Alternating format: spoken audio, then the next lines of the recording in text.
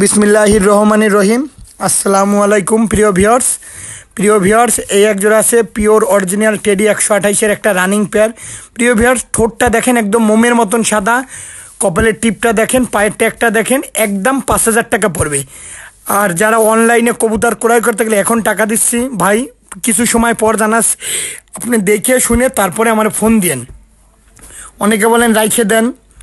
আর যারা অনলাইনে কবুতর ক্রয় করতে গেলে টাকা দিতে ভয় পাবেন, দয়া করে ফোন দেবেন না।